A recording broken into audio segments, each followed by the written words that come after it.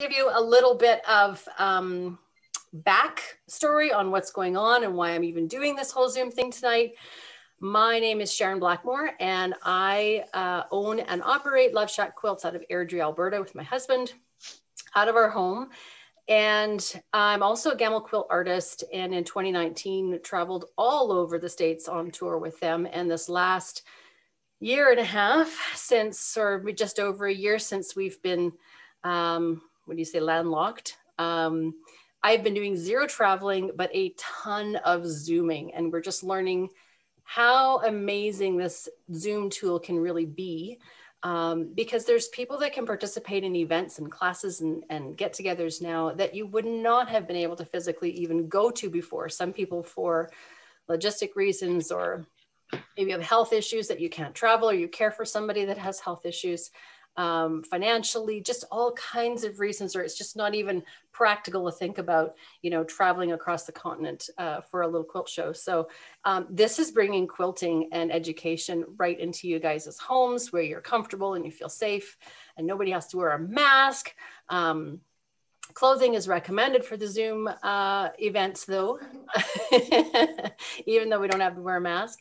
And so this is one of the things that I've been doing online, although I started doing it in 2017, I believe. So this group is a few years old, but because we're Zooming more, this is a way to share my love of quilting with more people. So thanks for signing in. So this is just a sneak peek at the group. What the group is a behind the scenes look at how I quilt all of the custom work that I do. So all of the stuff that you see on our Facebook and Instagram page that you're like, oh, that's cool. How did she quilt that? This is exactly it. How do I quilt this? And so what you'll see in the group, and this is just a snippet for you to take a peek at, is I'm going to go to media and look at photo albums. There is over 50 quilts in here so far over the last few years that I have posted an album of quilts that I've quilted, custom quilted. And I'll just click on one here just to give you kind of an idea. There's several videos in here, and then a whole bunch of specific photos that Facebook has decided to put in some kind of strange random order. And I go through each step of the way with you so that you see how I came up with the design and how I executed it. What tools that I used. As you can see here, there's some rulers. And if I click on a specific photo, there is usually some words over off to the side, just as an explanation of what I'm doing in that. Plus, then there's the companion videos that actually show the stitch outs. So there's a photo album for every single quilt. And tonight we're going to be looking at this quilt in particular. I did not make this quilt. One of my clients did, but of course I quilted it. So I wanted to share that with you. So those are the kinds of things that you'll find in the group. And as well, you can post pictures of a quilt that you might be working on that you need some help with. So as I scroll through here, there's one that she's waiting. Sorry, Terry. I had an interesting day, and I'll tell you later. There is one who has posted a picture of a quilt saying, I've got this, I've got a starting idea, but I need an idea. So that's, you can post things and get ideas. And then what I do is I respond back with a drawing. Sometimes it's a video. So this lady here, she posted a picture of a quilt and I responded with a little video for her because it was easier to share on video what I had envisioned for her quilt versus just taking a picture in a post. So you'll see that kind of stuff. People will post their pictures and then I'll respond with sometimes simple, sometimes a little more intricate, depending on the quilt. So it's a really, really great resource, as well as just being able to ask the questions. And not only I answer, lots of other people will chime in with great suggestions, which is wonderful because the more information and sharing and ideas that you get, the better. Not only can you do that, but you can find back in that album section, inspiration for a quilt that maybe isn't one of these and you think, well, I don't do these Judy Niemeyer quilts, or I don't do these wool applique quilts, or so on and so on, there's always going to be something that you could find and pull out of one of these tutorials that you could apply to something that you're doing. Maybe it's a technique, and that's how sometimes I get my ideas for things, is I look at other people's work and find out what inspires me, and then figure out a way to make it my own, put my signature on it and make it my style. So really great resource. And it is an annual membership of $49 Canadian a year. So if you are in the US, that's 30% off for you today only. Just kidding. Actually, I think our exchange rate is more like 22 cents at the moment, but that is where we do all of this good stuff. And this particular quilt, I'm going to share my screen with you again to show you this wildlife quilt. The client asked for dense quilting. She wanted dense quilting. And so lots of light space in the background. Those blocks, I believe, are about 12 inches big. So lots and lots of space in there. Can everybody see that wildlife quilt now that I have on the screen? Okay, I'm gonna take a quick sip. So what I'm gonna do is I'm gonna show you a whole series of photos and talk you through those. And then the last half, I have a whole bunch of videos to share with you so you can physically see how the stitching happens. And my day yesterday and today fell apart because all of the videos that I had done of stitching this quilt, my camera card on my GoPro went corrupt, whatever that means. And I had to refilm all of the videos today for this session tonight. So you're not going to see the actual stitching on this quilt, but I stitched out a pretty flower, and then I did the exact same stitching that you see here on the samples. So those are what we're going to watch at the end of the session, or the last half of the session. So here's the quilt beforehand with no quilting on it, ready to go. It's, I think, about 44 square. Something like that. So I'm going to talk you through kind of what you're seeing in each photo. This is a moose, obviously he was a moose, but as you can see, there is just a faint kind of curvy blob line around him. And I've just used my fabric pen. I use a Clover fine tip water removable marking pen. And I just make a kind of a rough outline around him, around a ½ inch. Sometimes there's a little bit more than a ½ inch, some spaces a little bit less than a ½ inch, but really no rhyme or reason to it. I just kind of outlined the shape of the moose. And the same thing with all of the other characters. It's pretty faint, but I don't like to put heavy markings on my quilts because that means I have to work harder to get them gone. So we start with this kind of rough line. That one's a little bit better. I think I just pulled up my new package out of the pen, or pen out of the package, then switched over, so I probably couldn't see my lines anymore. But that still is the Clover fine tip. And then once I had this rough outline of each of the animals, as you can see, I've got the previous row done. I take my ruler. Now there's some people that like to mark things differently, and not everybody is the same. And if you're watching me tell you how to do something, it's because that's the way I do it. Maybe not the way that works best for anyone else. And those people are going to tell you what works best for them. There's a lot of people that use like Pounce powder and chalk.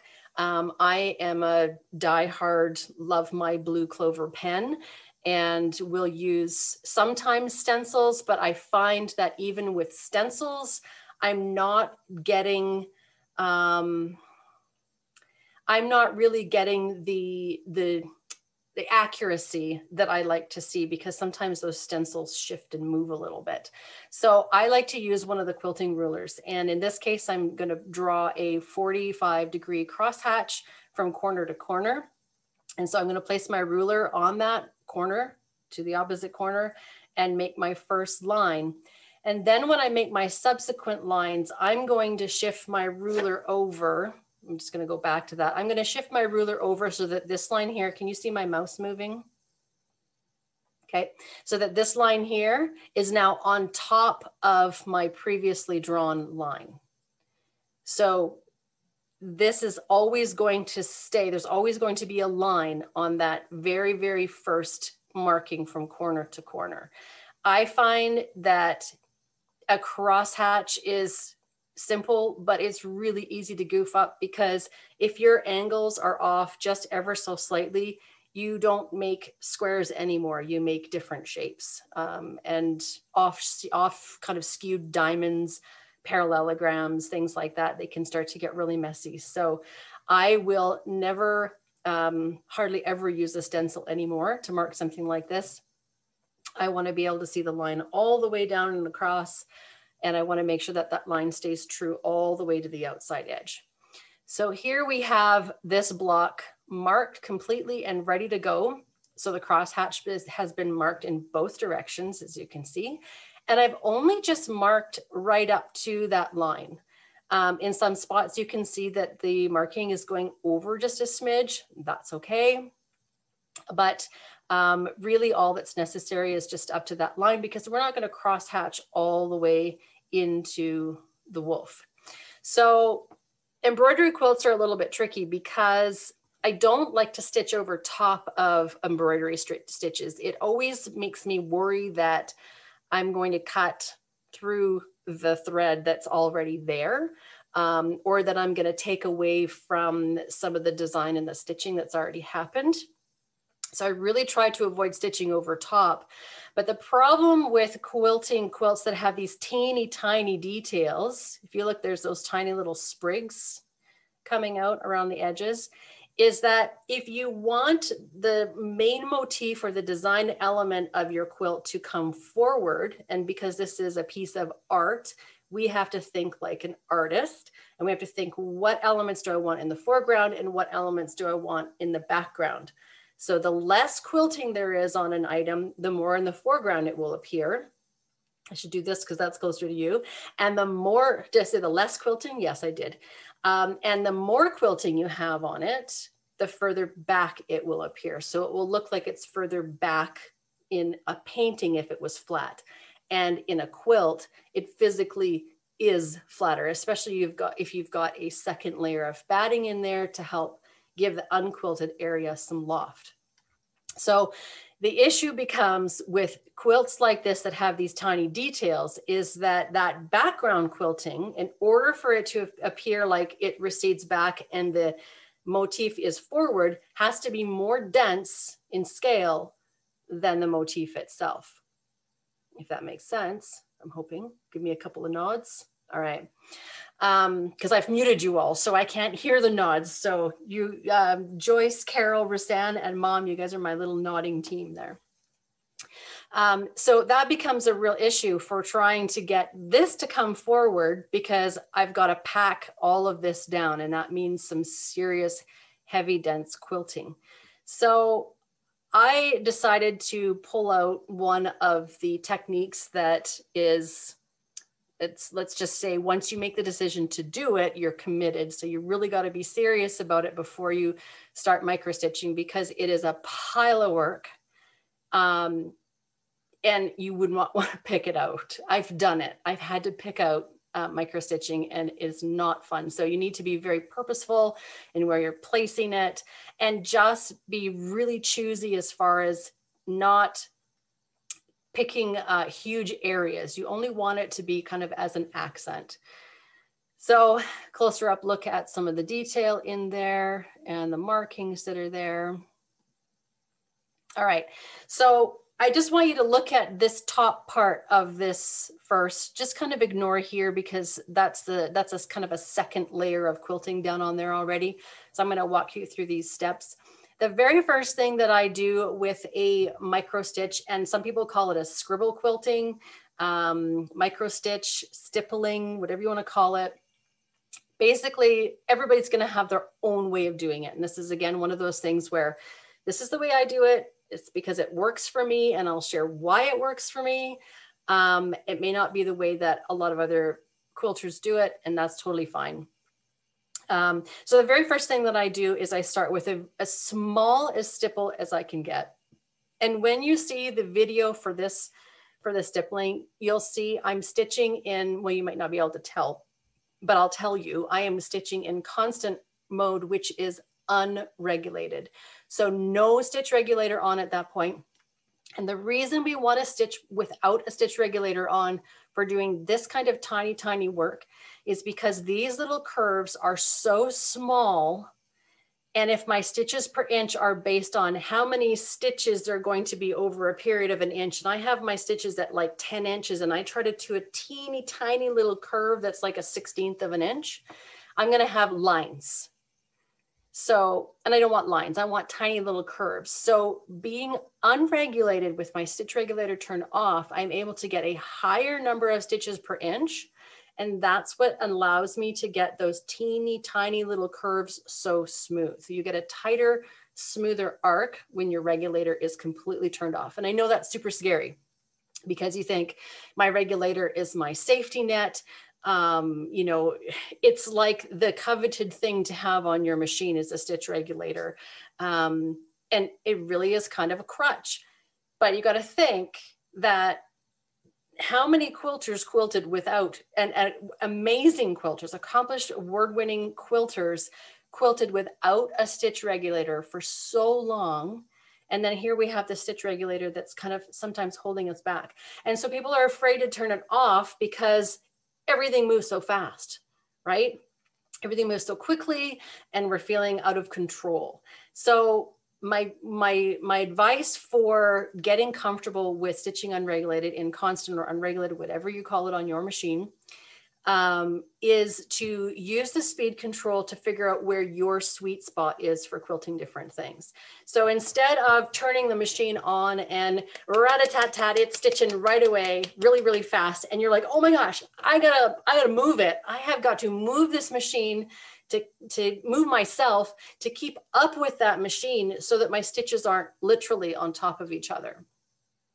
That's our first mistake, by thinking that we have to keep up with our machine. Think about it the complete reverse. That machine is our tool. It works for me. That machine has to keep up to me. So I want to set that machine to be the most, let's just say, user-friendly for how I like to quilt. So that means I'm going to turn my machine on in unregulated or constant. And I'm not going to start to panic or freak out when it's going really, really, really fast. All I'm going to do is slow down the machine. And if you can do that on the fly, great. If you can't, you'll have to stop your machine and just make those adjustments. And keep adjusting it until your shoulders kind of come down a little bit. And you just kind of like, okay, I just have to move the machine now. And you're happy with the stitch length that you're getting. So don't follow the advice that I've heard before. And I can say this with certainty that this is one of those things that if you do hear it from somebody, just think twice about it, because I know everybody teaches a different way, but this one is one of those things that will really make a difference if you're scared of stitching without that regulator on.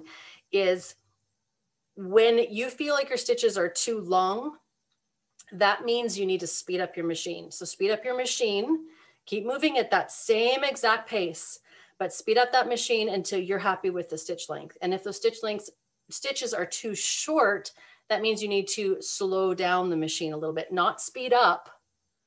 Don't make you change to meet the machine. You change those settings on the machine to suit you, because at the end of the day, your body is the one that's going to be sore after being tense and white knuckled and feeling like I can't keep up to my machine. I don't have the control on it. So teeny tiny stipple in constant or unregulated mode. The second pass, I kind of do like a ribbon candy or wishbone over top, and you'll see this stitched out. So don't worry if you don't know what that means. So basically what I'm going to do is try to start hiding the stipple that I did. Now, this is great because this is an awesome amount of forgiveness for you if you don't do a nice stipple, but it's also an opportunity for you to practice that stipple, because it doesn't matter what it looks like because you're going to cover it up anyway. We're basically just finding the methods to get as much thread down on those areas of the quilt as possible.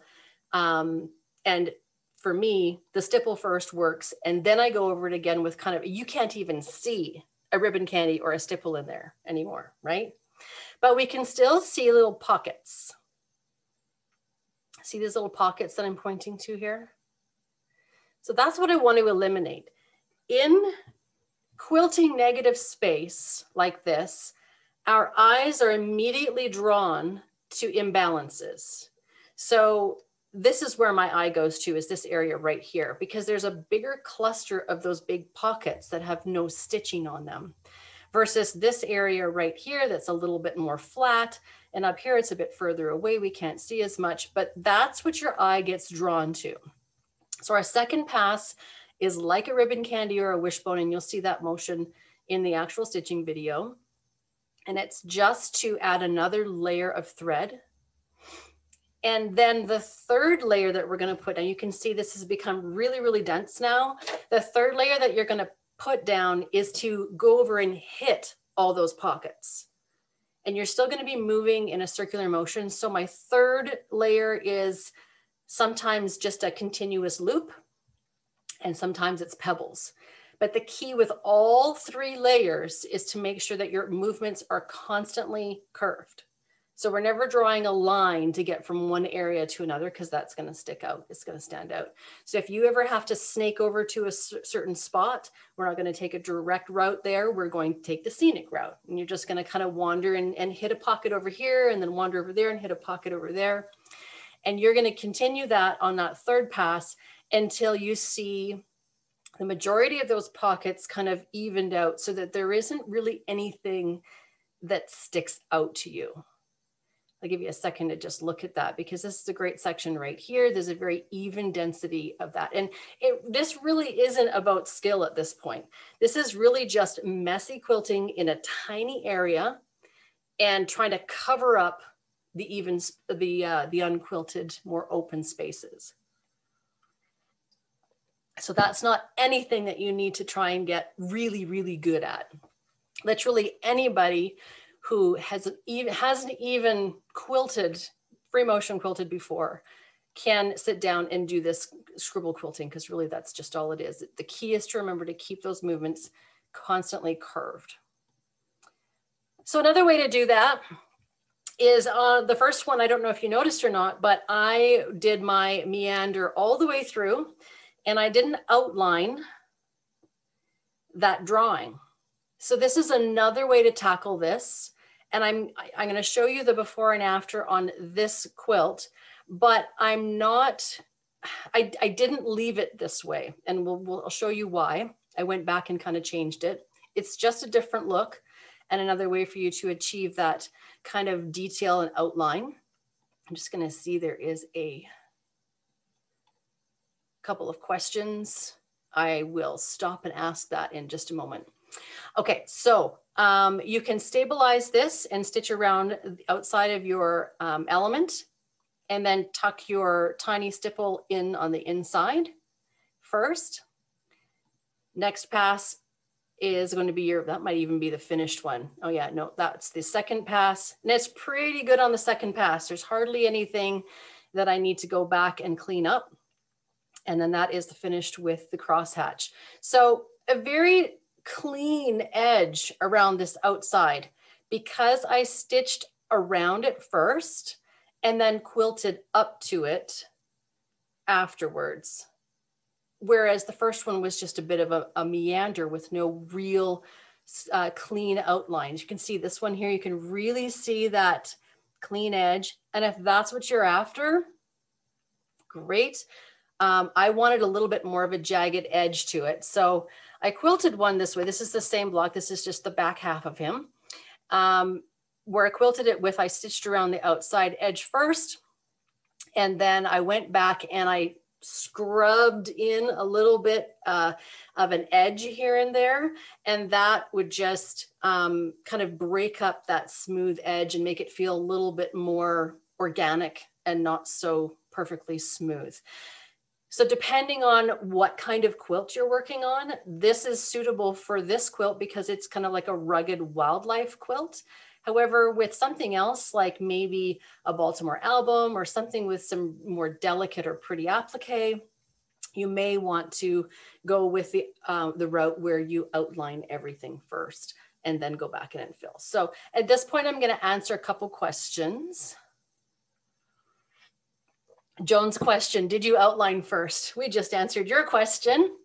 And Karen asked, is 3 passes the max? How much can the fabric take? I don't feel like more than 3 passes is, first of all, even necessary with this method. I've never had to go back more than 3 times because I don't want to put too much stress on the fabric either. So I've never had a problem with the integrity of the fabric after doing this. But if you were to go over it 4, 5, and 6 times, then I guess you would have a cutout. You can have a perforated cutout. Don't do that many times. Like I said, you shouldn't need to. 3 passes is really all it needs. And then Gail asked, does this not pull in the fabric, distorting the design? As you can see, I've stitched in the ditch here first, but here is an option for you. I didn't find that this really pulled that much because I was just doing it. I mean, this looks like a big area in this photo, but really it's just about 1/2 inch. So yes, the more dense that you quilt something, the more shrinkage and pull you get from areas around. So instead of stitching in the ditch first, what you can do is you can just put some stabilizing basting stitches in the ditch around the block. And then you can also add them in this whole section that isn't going to be densely quilted. It's just going to be cross-hatched. So you can add more stabilizing stitches and then stitch in the ditch afterwards, because sometimes if you stitch around applique or in the ditch and then you do a bunch of dense stuff, it kind of pulls it away and your ditch quilting isn't really in the ditch anymore. It's pulled too far out.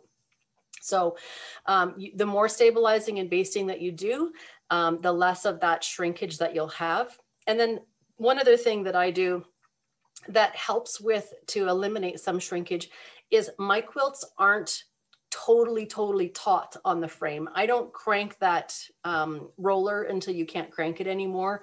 I like to have a little bit of kind of play and bounce and flexibility to the quilt sandwich when it's when I'm quilting, so it's not super tight. And I think that what happens is if you've got it way too tight, then once you release that tension, it can come back and relax and kind of fall back into a strange distortion, and it may be difficult to get your quilts to lay flat in that way. So 2 more questions and I'll move on. Carol asked, do you mark the whole quilt at once and do you mark it when it's on the frame? That's a personal choice. I do most of my marking on the frame because most of the time I load the quilt before I've decided how I'm going to quilt it. And that's just to get my button gear. It is easier to mark off the frame if you know what you're going to do, but I don't decide until it's loaded. And in that way I find I will get to it faster than if I just sit there and, okay, it's not loaded yet. I'm not really committed yet. I can still think about what I want to do and then days go by. So I load that thing so that I have the motivation to figure out what I'm gonna quilt on it. So, and same color top and bottom thread. Yes, and you'll see a picture of the back of that, this quilt as well soon. And you'll see the light color showing up on the back. You can actually literally see this deer completely outlined on the back of the quilt because of that light thread. All right. So a bit more of a jaggedy. Do you remember that bird one? I'm going to go back. There it is. So there's the bird before I roughed up the edges. And I did go back and rough up those edges on the bird as well. And I literally just kind of came in and just kind of made a boo-boo. Like I purposely just kind of off to the side, come back in, wander over to the next area and just kind of make it jagged. I just felt like that suited the style of quilt a little bit better. So that's the bird after I went in and roughed all those edges up. I don't know what kind of bird that is. Maybe somebody can put that in the chat because It's a red-headed, black, feather wing, white-tipped thing that flies. All right, one more block. We'll show you the bear. There's our drawing outline. There, oh, you can see the ribbon candy. Can you see the ribbon candy in there on top of that stipple? It's kind of visible. Okay. So I want to talk to you about lighting for a sec, because the only difference between these two pictures is the direction of light. And so for me, my machine is, when I'm standing at my machine, I'm facing a big window that have lots of natural light over there. I also have one overhead light right above my needle, and then I have another overhead light that sits basically on top of the whole throat space. So they can be turned on and off independent of one another. This picture here is with both of those lights on.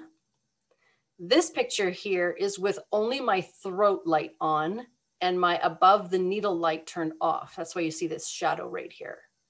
You can see the stitching way better in this picture than you can in this one, especially when you're using a matching thread, and especially when it's light. I just find it's almost like a whiteout and I can't see where I've been, especially when you get to the third pass, when you need to hit those areas and just kind of like scooch across them and you know where to go because you can see those little pockets. When you have full light like this covering your workspace, those little areas don't stand out to you as much. And all of a sudden when you change the light, so the light should be on the opposite side of where you're standing. So you've got you, needle, and another light source on the opposite side. Turn those lights off, because and even lights that are behind you, if you've got an overhead light on or one that's behind you in some way, turn that light off. You'll be able to see texture. And that's what we're trying to do is create a nice, flat, smooth, even texture. And you need to be able to see those pockets to be able to nail them down. So that lighting is really, really helpful, I find. There's another picture of straight top down and the same picture, same view, but I've just turned this light. You can see how bright it is right over here. I've turned that light off. So it makes it easier on your eyes when you're doing tiny work like this, especially with light thread, matching the background. And there's our bear all done. So as you can see, I don't always go exactly all the way out to that line. It's just a rough perimeter. It really doesn't have to be followed to the letter at all. It's just a suggestion. It's just kind of a guide for you. Okay, so those are the blocks. And I think maybe we'll stop for a second before I move on to the sashing and the border. If there are any other questions regarding the blocks, or if there's anyone that asked a question in the chat that doesn't feel like there was enough of an answer, now's your chance if you want to pipe up. How did you travel with that, with the straight lines there? Yeah, Sharon? I'm going to show you in the video. Okay. Yeah. Yeah, that sounded like May. It is, yes. Ah, hi. I know your voice. Yeah, I'm going to show, I should have mentioned that I am going to show you the travel path for this cross hatching in the video. It's much easier to show it than to try to explain it. So perfect. Okay. Anybody else? Yeah, Joyce said we answered her question before she asked. Okay. All right. So all the blocks are done at this point, and you can see that big window that's right here behind me, and you can see where that light source is. I've got that overhead light above. It goes almost the whole length of my throat space. I do want to mention about sashing, because we're going to be talking about the sashing border next. I usually leave sashing to the very, very end, mostly because I don't know what the heck I'm going to put in there. And number two, I don't know how much quilting it's actually going to need, because by the time I'm finished putting all my stuff in the blocks, maybe the sashing just needs some straight lines. Maybe it just needs a 1/4 inch echo on each side to make a channel. Maybe it does need something fluffy in it. So, but it's just really hard to tell until you've got all of the other quilting done. And the sashing isn't part of the quilt that I want to be the focus or that star of the show. The star is all of these blocks and the beautiful embroidery that's in there. So, and Val just asked a good question that's very timely. Do you stabilize the sashing first? The sashing is stabilized as I stitch in the ditch around each block. And then when I've finished stitching the ditch around each block, then I can stitch in the ditch around the outside. And if you are worried about that shrinkage, again, you can go ahead and put some basting stitches in any of the areas you want to, just to keep everything from kind of pulling inwards. I think that the balance between this super dense micro stitching around the embroidery and the more open cross hatching, it didn't cause too much shrinkage at all. So I didn't have any issues with keeping everything straight. I literally had my channel lock on at the very bottom when I stitched in the ditch from all the way from one side to the other. So, and that, she did a great job piecing it to begin with as well. It was perfectly straight when she brought it to me. So I want to give it back to her as straight as possible when we give it back. So yes, sashing, what to put in the sashing. And so I ended up putting a design in the sashing, which is my absolute favorite thing to do in sashings or any space that's 1 inch. And I'm going to show you the video stitch out of that, as well as several variations of it. So you can use that same idea and apply it to different styles of quilts, and then break it down so that you can see what's the core movement of that shape, so that you know what else you can add to it. So it's my super favorite. And the reason I decided to add something a little bit more detailed, I've used a matching thread so you can barely see it in here. I've added the detail in the sashing, whereas normally I would leave it very simply unquilted. But the reason I was able to get away with putting something busy in the sashing was because this cross hatching is so simple. And we've got geometric beside curve, beside geometric, beside curve. So that's another thing that you'll want to kind of keep in mind, or even write down if you want to try and remember it. When you're planning your quilting and you're not sure what to put in the area that's adjacent to an area that you've already quilted, choose something that is totally different, as in either it's curved or it's straight lines or it's arcs. So it's either geometric or free motion.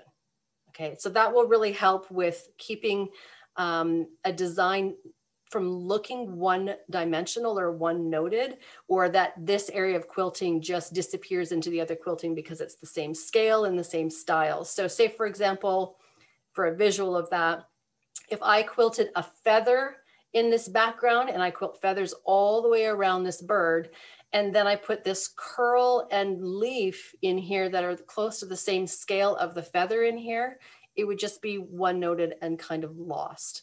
And so the reason I decided to fill that 1 inch space with a pretty design that pretty much fills that whole 1 inch spacing is because we went nice and super simple out here. So, okay. I'm going to show you all the blocks, and then we're going to get to the videos.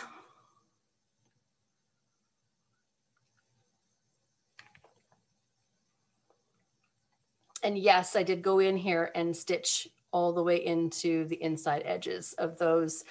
I'm going to make this bigger because that is a bunch of tiny, tiny space in there. And so I did stitch in those openings, but then there's some areas in here where it's closed off, and you can see I still went in there and got in. I can't remember exactly how I would have scooched in on this area here, but I'm thinking I might have come in right along there and then right down to try to get into this spot. And on this branch here, because it's kind of a sand tone, I would prefer to sneak in over top of an area that is closer to the thread that I'm already using. So if I have an opportunity to get in using this lighter sand colored branch, then that's a good way to get into an area here versus trying to cut in through this area. But I have used fabric markers that you can buy at the craft store For disguising some of those areas, say you went over top of some embroidery and you want to hide that and blend it back in again because the stitch is kind of sticking out a little bit. I have used those fabric, not the washable ones, but the permanent ones, the ones that kids can draw on their t-shirts and stuff with. I have like 50 colors, and it's specifically for hiding that one stitch that went on top of the applique or on top of the embroidery or somewhere that I didn't want it to go. I have one stitch in this entire quilt that went from crosshatch to right on top of that dark gray sashing, one stitch. So instead of picking that whole thing out, that whole section out and having to tie off the ends and start fresh again, I just went boop, with my dark gray fabric marker, and I can't even find it again. So, okay, so Valerie, that was the answer to her question. All right, you can still see the bird, right? Because I just changed my screen. You can still see the bird, excellent. Okay, here's some more.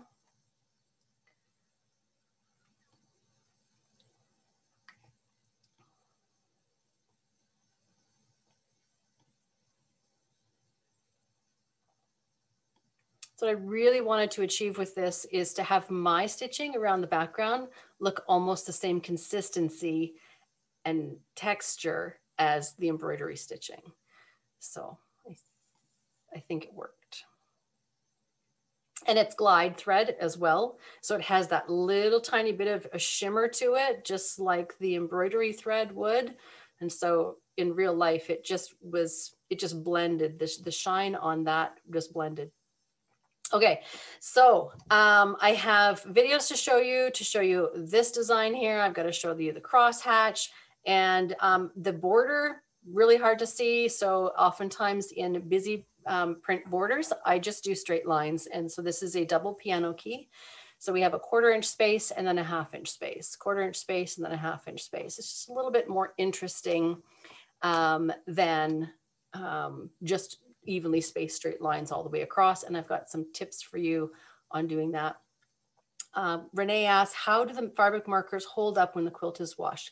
They hold up just the same as you do when you mark up your t-shirts with them. There might be a little bit more fade over time, but I'm not using them in big sections. I'm literally just using it as a little dot. So let's say, for example, I've put red on top of, see, my background is white and I have an appliqued cherry and I got one stitch on top of that cherry with my white thread. And I put one dot of that red marker. Even if that fades a little bit over time, it's still going to end up having like a pinkish hue to it and will still be more blended than if I didn't do that at all. So, and I've done that on my own quilts and I've never had an issue with them. So, okay, glide 40 or 60.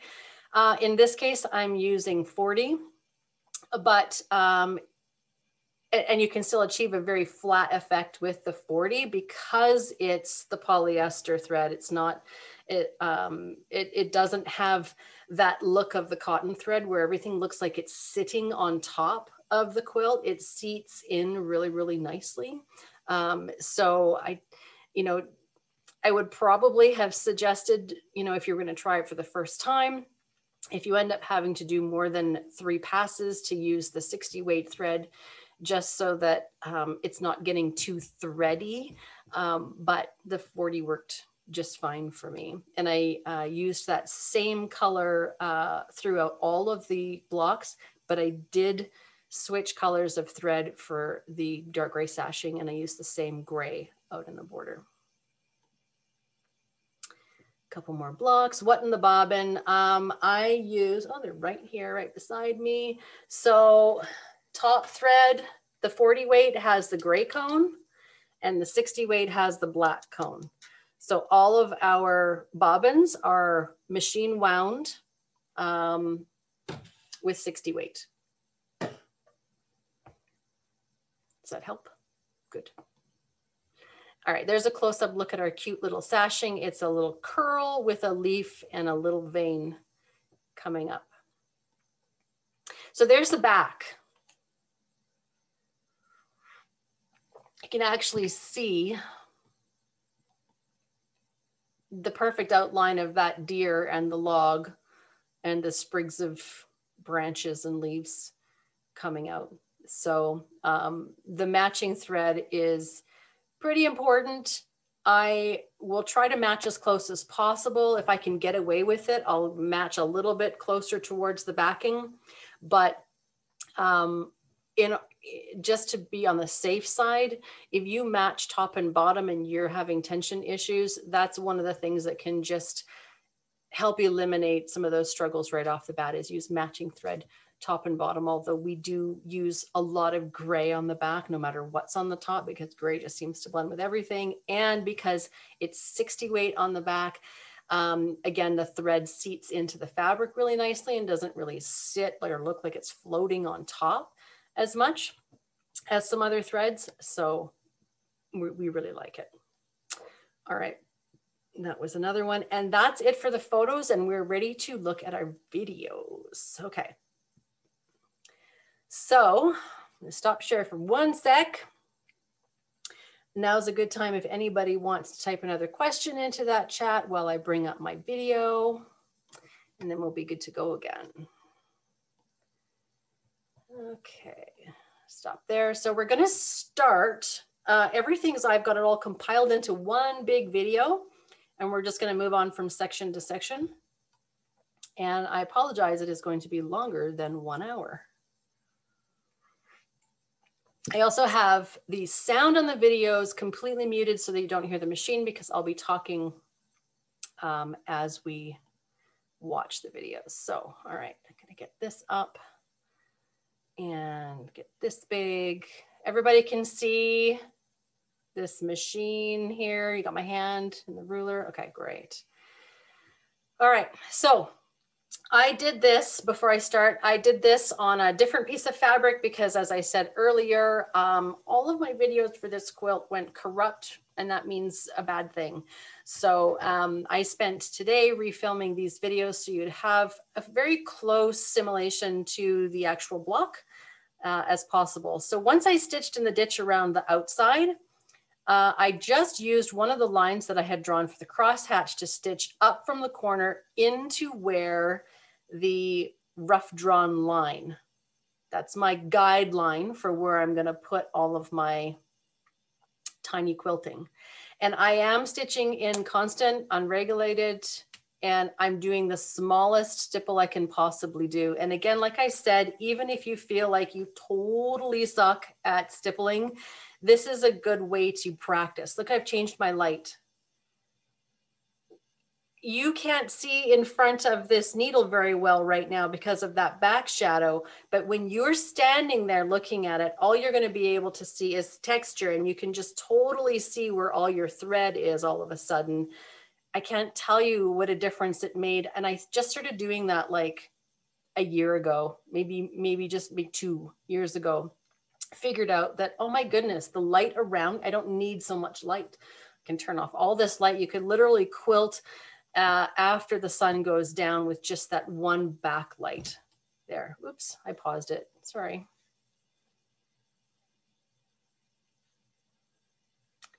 Okay.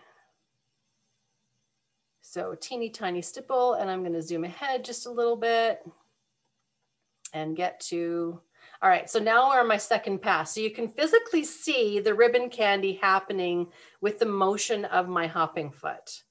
And it's going in different directions based on where I need to go next. If your area is wider than 1/2 inch, I would suggest maybe doing 2 passes of a ribbon candy versus just a 1 pass. And that'll help things look a little less, it's going to be round on the end and there's going to be straight lines in the middle. And we want to avoid those straight lines. So by having an elongated ribbon candy or wishbone that you put in there, you're going to end up putting straight lines in. So if you can try to keep those movements nice and curved as possible. And I stitched out this lovely flower. My computer stitched out that for me. I didn't do that freehand. I just figured that would kind of simulate some sort of an applique in the middle to stitch around. All right, so now as we come back up to where we started, Now is going to be the third pass. And this is the pass where I'm going to try to hit some of those pockets that are sitting there open. You can see a few of them if you're looking ahead of the needle. And that's where I'm looking, as I'm looking where I need to go next. And I'm looking for the next pocket I need to hit. And no matter how I get there or where it is, I make sure that my movements are always circular. So right now I'm just kind of doing like loops, constantly curving. And sometimes I'm doing it as if like a figure eight and coming back if I haven't hit a spot. That way you can catch it a second time around. So it's really not a ton of thread because the thread is hitting new spaces this whole time. If we were sitting there stitching at the exact same spot the whole time, eventually you're going to poke a hole through there. But you're constantly moving. All right, we'll scooch through this. And I think I was just playing with the lighting again. I turned that front light back on again. What a difference. It's hard to see some of those pockets that are in front of you as to where to hit. I can't tell you enough, and I think I'm going to turn it back off. So now all of a sudden, you see exactly where you need to go because you can see those little pots. All right, so I might as well just let it keep going because we're almost back to where we started. And then we are going to do our crosshatch.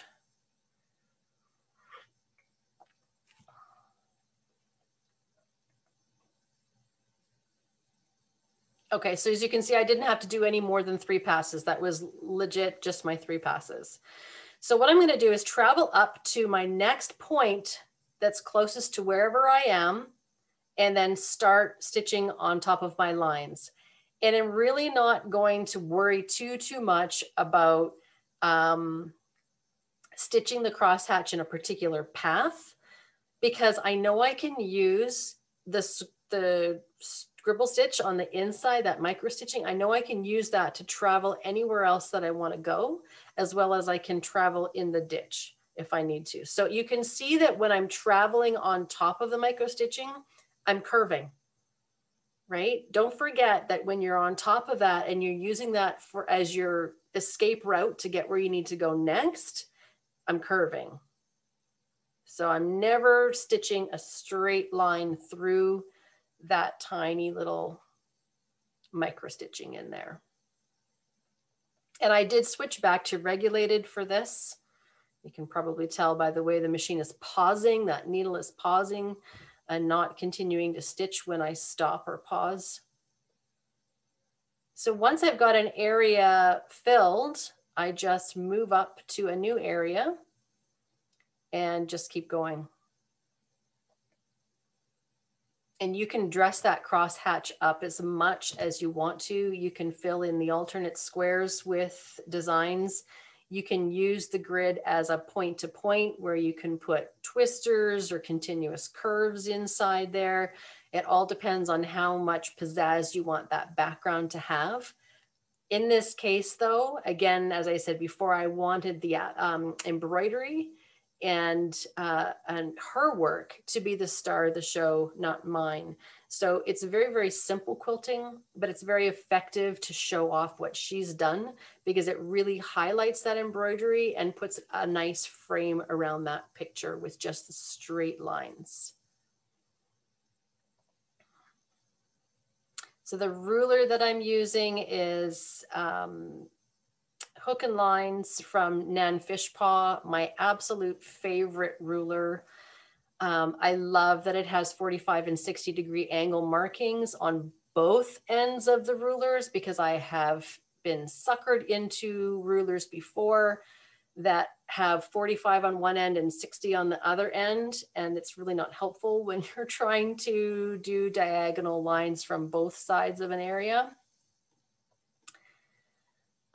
Let's see, more questions. Where are you? Do you need a long arm to do this? Absolutely not. Everything that you see here can be done on a domestic machine. You can be sitting down or standing up. That is, it's either the quilt that's moving or it's your hands that are machine that's moving. It's just one thing or the other, but you do not absolutely have to have a long arm to do it. I'm gonna pause right here for a second There's our finished. I'm going to just pause for a moment. Where are you standing in the video? So if you've ever played pool before and had somebody give you some tips on how to stand for good balance, they always say to have that pool cue right in the center of your chest and between your lady friends. So the same thing that I do when I'm free motion quilting is I've got that needle centered on my chest, so that I'm constantly, I got an even amount of shoulder or arm on both sides of my handles. And anytime I'm feeling like, oh, that's kind of awkward, I need to, you know, move over to this other space, or you don't even realize it. You don't realize that you need to move your body. And then you move over and you're like, oh, that's a lot better. So anytime you start to feel awkward like that, stop, take a breath, stop with your needle down, of course, and then reposition your body. It's especially important for when you're doing edge-to-edge pantographs from the back of the machine. You've got to kind of get into a rhythm of a bit of a side shuffle dance, going back and forth with your feet. And you can do the same thing at the front when you're doing big movements. With something like this though, where I know I'm going to be micro-stitching an area for a while, and I'm going to be sitting in that spot for a while, I will pull up my drafting chair and sit so that I am at a nice height and I'm not constantly shifting my weight from one foot to another. So I do like to sit for those areas. If I know I'm going to be in the same spot for a while, might as well be comfortable and get off your feet. I have had plantar fasciitis and it is not fun. I'm sure I'm not the only one. And did I use 2 layers of batting? I used only 1 layer of batting actually in this case. I could have used the wool on top to give the embroidery even more loft, but I knew she was going to be putting it on a wall. And I just find sometimes, especially when there's really, really dense quilting and then not dense quilting, that it doesn't lay as flat. And if the person doesn't know how to block a quilt or they don't have any interest in doing that, I care about how my work presents itself after it's left my house. So if it's hanging on her wall, I want it to be as straight as possible. So in this case, I only used 1 layer of 80/20, which has a little bit more loft than the 100% cottons because of the 20% polyester that's in it. But it still drapes nicely like a cotton does. So in this case, I just used the 1 layer of 80/20. And how long does it take you to micro stipple a round block?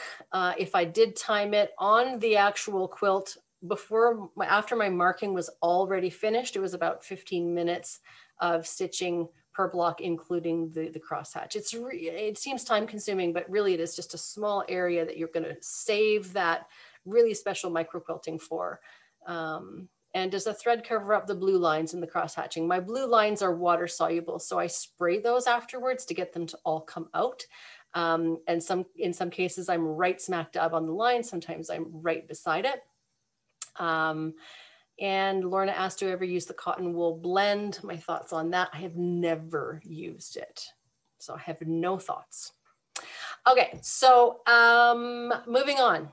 This is, I want to share with you some things about, you're going to see a few different ways to do a piano key border. One that you're going to have to do some math and more marking for, and another one that is kind of a cheater, which I did on her actual quilt. It's difficult to see because of the busy fabric though. So the first thing I do is make a 45-degree angle marking in the corner. And then I stitch out the actual square. You can see there's a stitching line there, and I came down.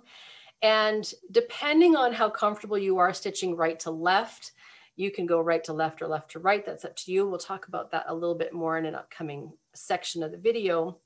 The important thing is that the edge of your hopping foot is 1/4 of an inch away. So I'm going to stop here for 1 second. You see where that line of stitching is right here, and my hopping foot is right on it. If your needle isn't centered on your hopping foot, you're going to have issues with how precise your ruler work is and where you're landing. So you really have got to make sure that you've got the proper ruler foot on your machine, because not all machines come with a ruler foot to begin with. A lot of the stock feet, that hopping feet that come on long arm machines, the needle will sit closer to the front, so closer to you, and more space in between the needle and the back of the hopping foot. And so a true ruler foot is going to be an eve that's going to sit evenly so that that needle is right smack dab in the center, and you've got 1/4 of an inch on all sides. So if you're having trouble with your ruler work and it's not consistent, you may want to just double check the position of your needle.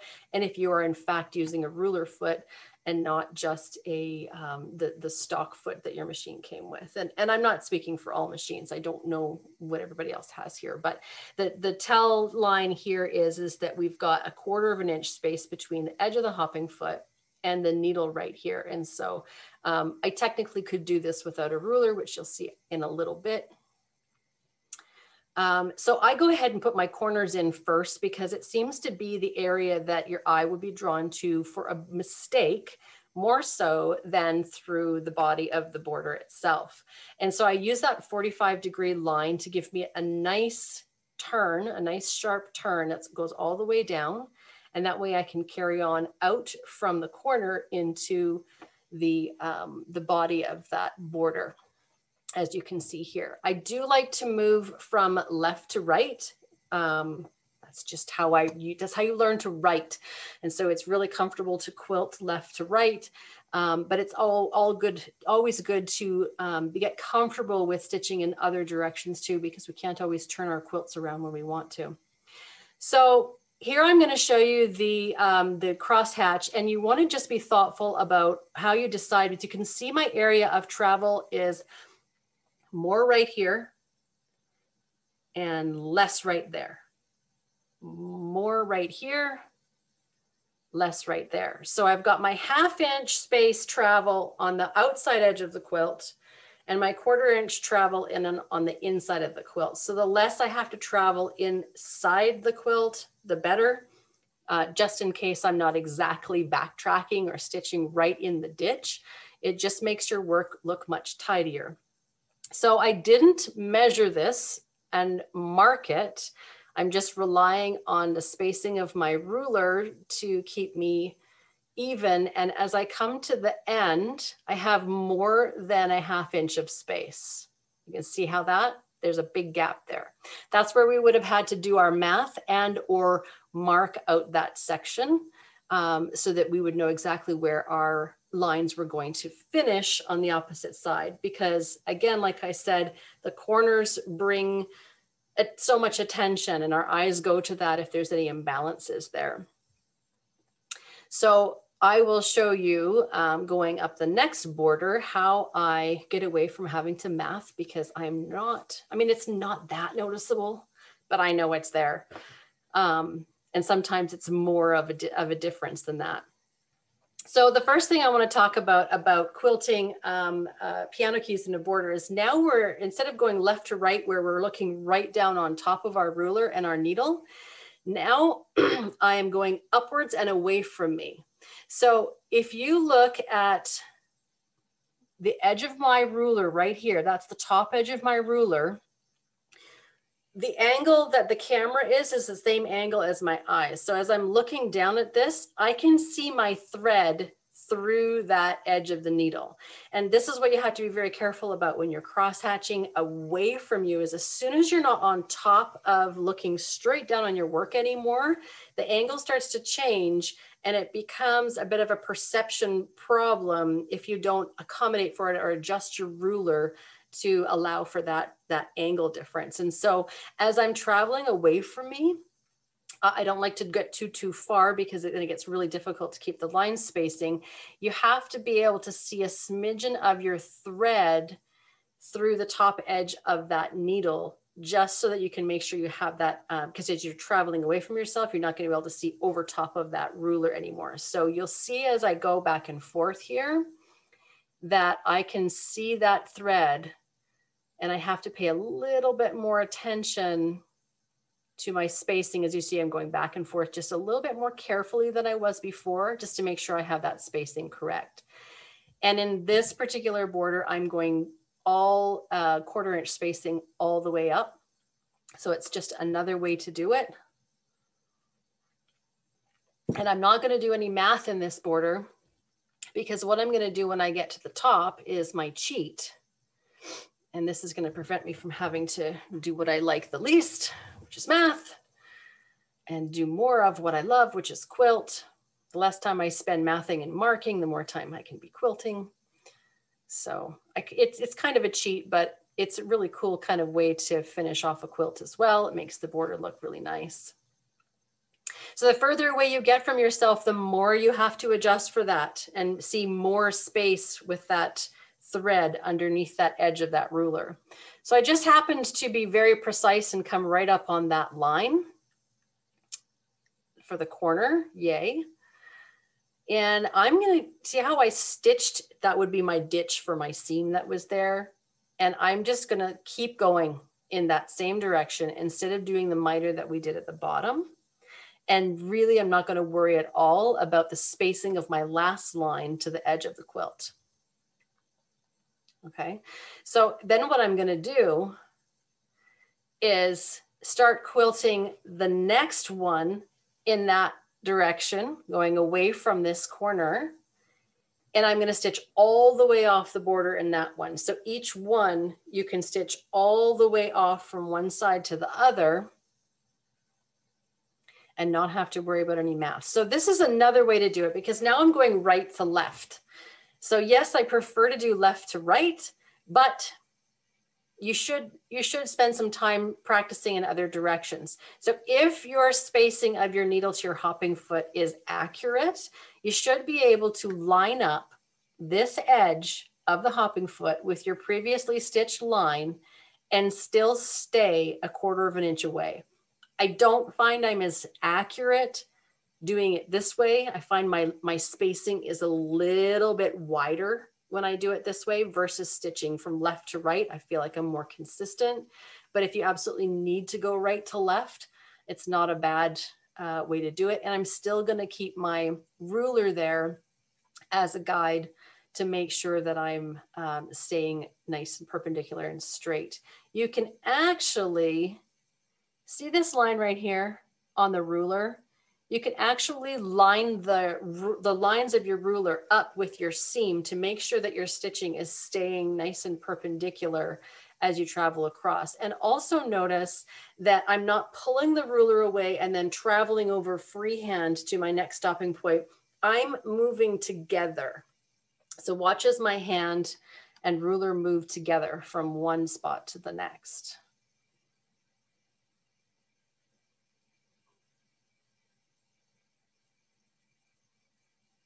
So it gives me a little bit more control so that I'm not fly away going too far. And then I'm going to stitch my seam that would be there. This is just a piece of solid fabric, so there's no seam, but I wanted to have a space to travel. And anytime I know I'm going to travel, I'm going to ditch that travel line before I travel on it. Because sure enough, if I try and travel across here and I don't have a ditch line right there, and I try to stitch that straight line afterwards, it's going to be all over the place. It's not going to be straight at all. So always get that ditch line in first and then do your traveling on top of that. So I never, now we've got this last border to do, this last side. I never, ever, ever quilt from the top down. And the reason is because of that angle now. You can't see behind you to see if the edge of your hopping foot is lined up with the previously stitched line. So I'll always, always come down to the bottom and stitch from the bottom up again. So this is another way to stitch your piano key. Notice I'm going in and out on exactly the same line. I wouldn't do this method for this particular quilt because I have a ditch to travel in, but let's say I'm putting some piano key or just straight lines around a feather that's going, and there's lots of curves, or maybe there's pebbles and I'm putting straight lines up to pebbles. This is what I would do in that instance, is go in and then back out again. And I'd probably switch to the 60 weight thread versus the 40, because you're just not going to see it as much thread buildup with the 60 as you do with the 40. Although it really isn't that much of a difference because you're not going to do this in super, super long lines. These are just like little accent lines that you're going to do that with. And you can just travel in, touch the tip of the feather or the edge of that pebble that's there, and just scooch right back away from it without having to worry about how clean is my travel getting around the top edge of that feather. I mean, it's hard enough to sometimes get our backtrack on our feathers tidy as it is, never mind have to do another design element around it and travel over top of that again. So this is one of the ways that I would deal with a little piano key edge in an area where I don't want to travel on the inside. Okay, sashing, my favorite part. So we start with a curl, we bounce back to about the halfway point, and then we add a feather. And then we shoot back out on the back of that previous feather and add another curl, and notice it is in the opposite direction. So my curl here is coming up this way. I'm bouncing down, doing my feather, coming back out, and my curl is now going in the opposite direction than my first one. So they're going to alternate. If you are comfortable with doing the bump back feathers, this should feel fairly smooth for you. But if it doesn't, we're going to break it down so that you're able to recreate this in a more simple way. There's a little detail you can add in there. You can put a little vein in your feather, which makes it look more like a leaf with a round tip, and adds a little bit more of a whimsical touch. So it all depends on the feel of the quilt. If it was a really elegant and classy quilt, I probably wouldn't put that little vein in there. But if it's a quilt that you can add a little bit of whimsy to, then that little spike in there is really kind of cute to add. All right, so we're gonna go in the opposite direction. I can quilt right to left. This is the feather that I put in the sashing on the wildlife quilt. As you can see, it starts kind of like a bump and then it comes up into a spike at the very top.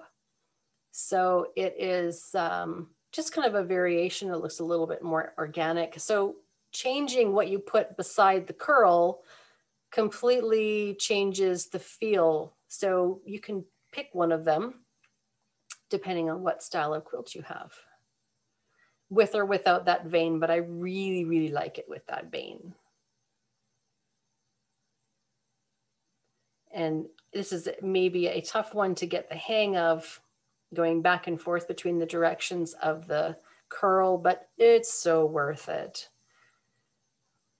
Again, this has been my favorite way to fill a sashing space up for, I don't even know how far back, years. Okay, here's another variation. I'm sure you've heard of a tooth feather or a molar feather. So this time we have our curl, and then we're coming up into a double bump on the top and two lines, two veins. So one of the things that I like to do with this particular style of feather is the veins are different, close to different lengths. They look like this one's about the same, but I try to do the outside one a little bit longer. Let me just scooch ahead. So this outside one here, make it just a stitch length or so longer than the one on the inside. And that's the side that's the longest part of the feather. It just looks a little bit more natural than if they're both sticking straight out the exact same length. Those tiny little things that really make a big difference overall. The devil's in the details.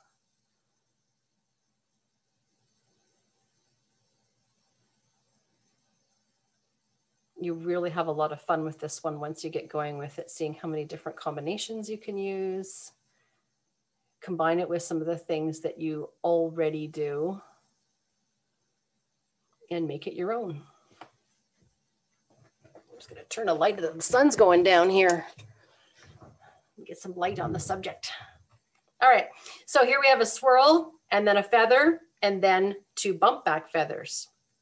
So if you want to elongate the feather look in the border that you're doing, This is really cool because we have a flip-flopped look that almost looks like you maybe drew or stitched a spine, but you didn't. And that's when we get to the end here, I can show you your little trick as to, I'm having trouble with getting going with this design. How do I start? I can break it down for you. And I forgot what I was doing. I did one of the original ones, and that's just what happens. So I did another one. I probably wouldn't pick something like that out if that happened in the quilt. I'd probably just add a few more here and there and make it look like it was on purpose. So this is the basic swirl, right? This is all going in the same direction, but now I'm going to flip directions. So before you branch out into adding the curl and the feather, you want to get really good at flip-flopping back and forth between the directions of those curls. And then on the bottom, we'll show you another simple way to do it. Filling up all my space on my little sample here as much as I can.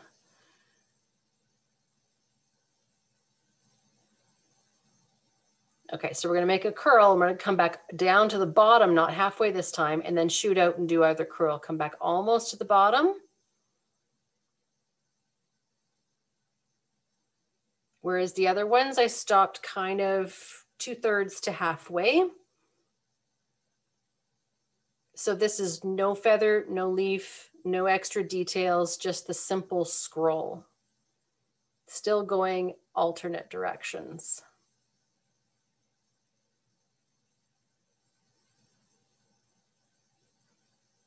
And how much you backtrack perfectly on those little curls, it's not a right or wrong. You can make them all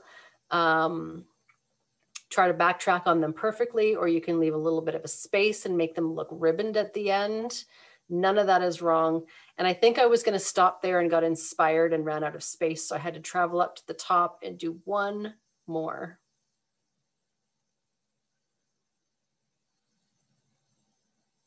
So see the difference? The little curl, the little feather, instead of a point, it's adding a little feather inside there. Right there. Tons of different ways you can personalize this one.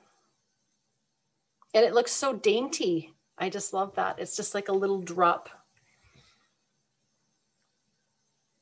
You could do that and then add in the little vein. I mean, there's so many different ways to change it up. So awesome. Well, you guys survived. You survived 25 minutes of video, almost 25 minutes. Unregulated, Karen asked, unregulated stitching for these.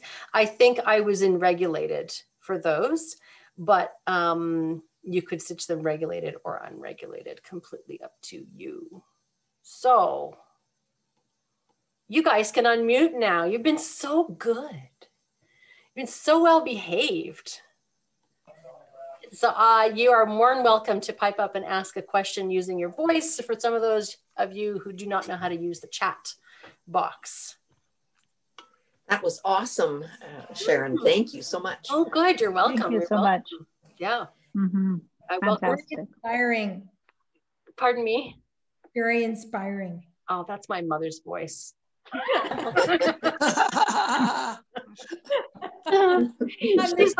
She's always my cheering section. You are very inspiring. Are you having more of these sessions? So, who asked that? Emily. Oh, you must be on a different page. We got 3 pages of you. Oh my goodness, Doesn't so many matter. people, more people joined while we were doing this. So at the very beginning, I'm not sure if you were here for the very beginning, I gave a little tour. So I'm going to replay or share a recording of this video. And at the very beginning, we spent a couple of minutes just giving everyone a tour of the Facebook group that I host called How Do I Quilt This? So this is what we do in the group. You get tutorials and videos for all of the custom quilts that I do. And right now there's over 50 quilts and probably over 300 hours of videos inside that group. And it is an annual membership of $49.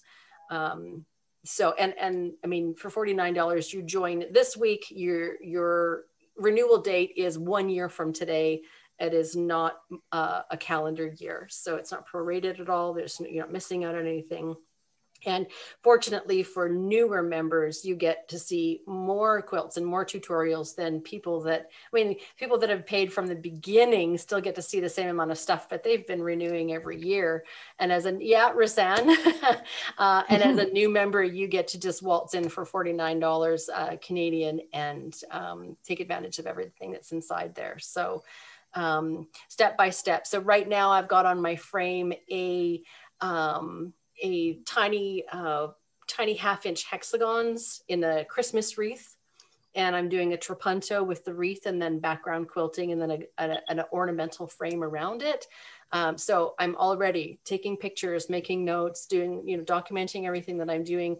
And then when I'm finished it and I post it, the inside group gets to see all the behind the stuffs of the videos. And this is the third one that I've done in a presentation format like this, just to see if it was more engaging for who was participating, if it, was more interesting. You got a chance to personally ask your questions versus, oh, I have to remember to go and look in that Facebook group and check the albums for stuff. I mean, it's just more of a social way to share it, I guess. So I'll probably do periodically one that's open to the public like this one, but the majority of them are for paid members. Okay, so where do you find the page to Yeah, pay? so I can share you that. I gotta tell you, I'm missing my Zoom from my guild. It started at 7. You started at 7 o'clock. So can you tell me really quick, and I'll go and watch them. Absolutely, loveshackquilts.com. Loveshackquilts.com and or .ca, we have both. If you go to the home page, there's a bunch of buttons, and you just click on the one that says "How do I quilt this?" And that Loveshackquilts. Yep. .com. You got it. Okay, thank you very much. Appreciate it. It was really good. I enjoyed it. Have fun at your guild. I will. Thanks. Bye. Okay. Bye. Does anyone else have any other questions, even if it's not related to this particular quilt? Sharon? Yes. Oh, hi, Connie. Hi. I just wondered if you could share again the name of the ruler you used. Yeah, sure. So it's called, and I sell them. So if you want one, you can get one from me. They're called Hook and Lines. And that's the straight edge ruler. She also has a curved ruler that is the same curve on both sides of the ruler, so that it doesn't matter which side of the hopping foot you use it from, the arc is the same. So I love that one. And she has another one that is kind of like, have you ever seen those applique helpers where you have to actually lift up your needle, put the whole thing around the hopping foot and set it down, and it moves with your machine, like it's got that little hole cut out. Hers doesn't have a hole, it just has a curve. So it kind of hugs the hopping foot instead of having to make you stop and start to use the ruler and then not use it. So I can literally just go around teeny little bits of applique with it and then just toss it to the side and keep moving without stopping. So they're my favorite ones. But yeah, if you're interested in those, I have all three of them here. Did you use that ruler for your stippling in the quilt that you showed? Not at all. You did it all with two hands? All with the two hands. So if you want to, so if you've heard of micro handles are a set of handles that will come down, and the balls of the handles will be right next to the quilt. So the quilt is literally right here and your hands are right there. So the physics, or whatever you want to call it, behind that is that the closer your hands are to the quilt, the more control you have. So with those micro handles for doing teeny tiny work like small stippling, your hands are right on top of that quilt. So you can make the tiniest of movements literally by just moving your fingers, not even moving your arms or your wrists or anything. You can literally do tiny stuff just by smooshing your fingers back and forth. I had a set, but I found that because I go back and forth between quilting with a ruler and then not quilting with a ruler, you'd have to swing the one side up to get it out of the way to use the ruler. And I end up just saying, screw it, I'm faster without that, and I just got used to doing it without the micro handles. But the applique helper mimics one side of a micro handle. So if you've got two hands that are closer to the quilt with a set of micro handles, one applique ruler with one hand down is 50% of that same control that you would have with both of your hands down. So definitely valuable, especially for learning how to do teeny tiny stuff and for going around applique. The other thing that you can do to mimic or to get more control, and I don't know if you can do this on your machine, Tiffany, because you are on an APQS, correct? Yeah. Our machines, the Gamble machines, have a crank right here. And I can raise and lower the pickup bar by moving that crank around. And what that does for me is when I push that crank or that pickup bar closer to the bed of my machine, it creates drag. So it's like it puts a little bit of resistance because it's actually touching the quilt sandwich, right? As it's being rolled up on the pickup bar. And so I don't know, you could maybe stuff something underneath, like maybe a couple of layers of batting and have that stuck to your machine. Like if you can fasten it or make it not fall off or get stuck in your wheels somehow, that's something you might be able to do just to create that bit of resistance that allows you to do those tiny little movements, because sometimes our machines just feel fly away because they don't have a lot of weight to them.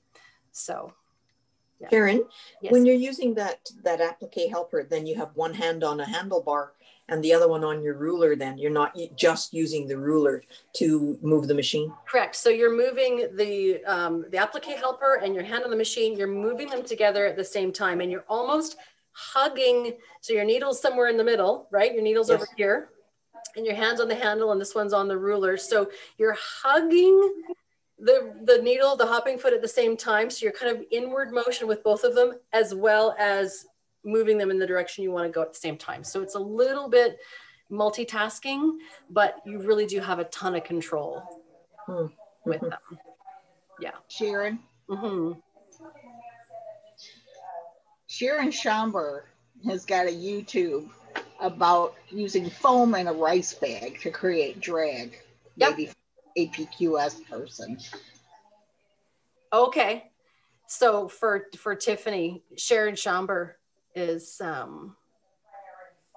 thank you. Yeah, she's amazing. She's doing a lace Tula pink quilt right now that's just been, have you seen her? She pressure washes her quilt. She's got it hanging up and she's literally pressure washing it before she blocks it. She's incredible. Yeah.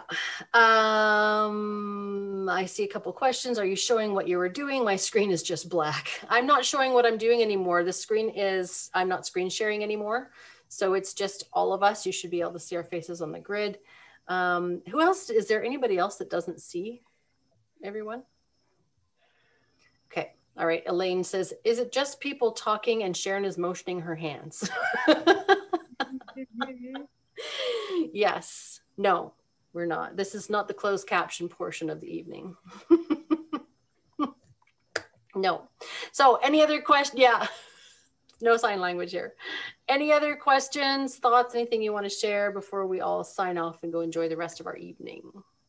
Sharon, what are your thoughts on the micro feet, I think they are, for the handy quilter?